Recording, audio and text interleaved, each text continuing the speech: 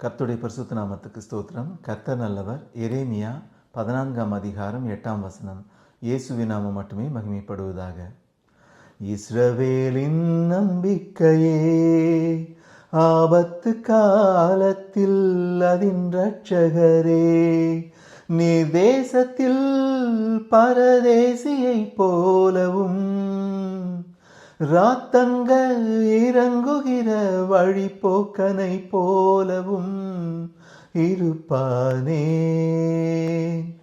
இஸ்ரவேலின் நம்பிக்கையே, ஆபத்து காலத்தில் அதின் இரட்சகரே, நீ தேசத்தில் பரதேசியை போலவும்